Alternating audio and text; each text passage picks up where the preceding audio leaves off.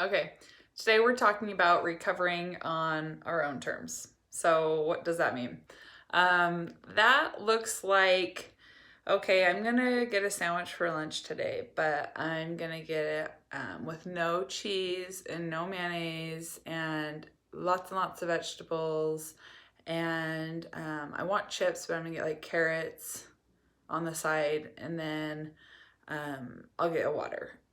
So that's a challenge for some starting recovery, and that's great because maybe it's more than they were eating before.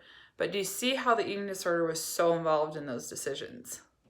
Most people really like mayonnaise and cheese on their sandwiches. I know I do. And so when we are challenging ourselves to make changes, but we're letting the eating disorder kind of wedge its way into that decision making, what happens is the thoughts that we have around what we're doing seem to be louder.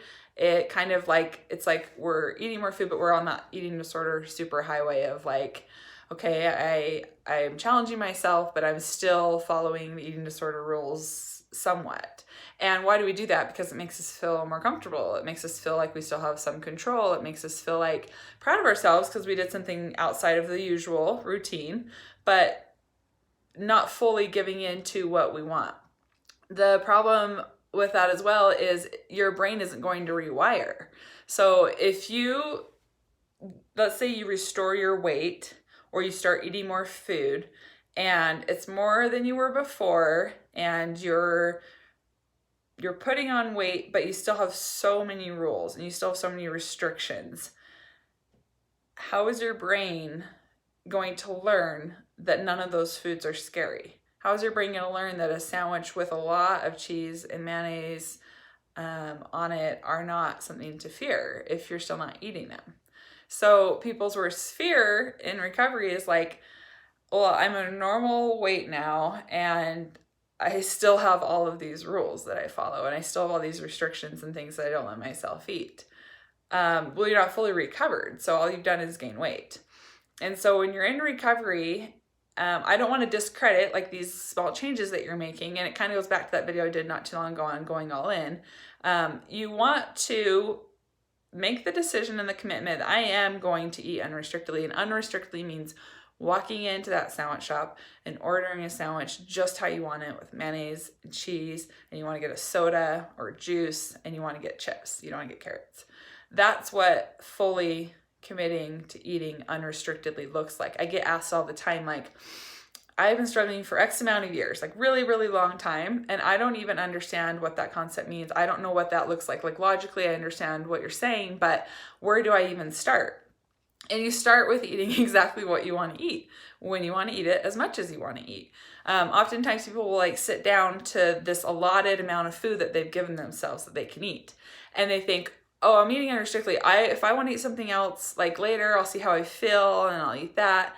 And the advice I give people is sit down and put all the things in front of you that look good when you decided that you wanted to eat. Go into your pantry or fridge and don't just pick that one thing and then think, maybe I'll eat this later, maybe I'll eat this, because that gives your brain a chance to kind of talk yourself out of, or the eating disorder to talk you out of what you really wanted.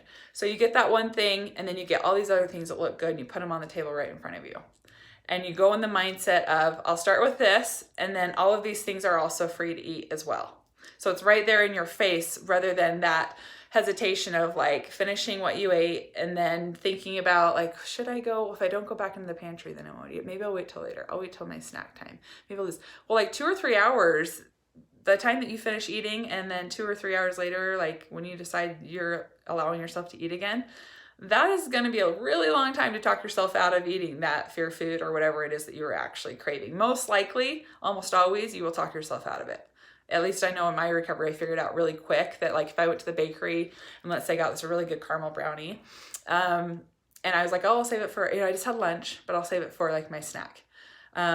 I never ate the caramel brownie. Like, are you kidding me? In 2.5 hours, let my eating disorder go wild on that? Never let me eat that brownie. So I finally got smart and said, when I order this brownie, even though I just finished lunch, I'm gonna eat this brownie now because clearly I wanted it now. That's why I just ordered it. I wasn't ordering it to save for later. Or maybe I'd end up getting 2, because oftentimes when I started eating one, I realized I wanted another one later but didn't have it. So it's like being able to get ahead of the eating disorder and recognizing these patterns of how it talks you out of following through with things that you're deciding that you're going to eat.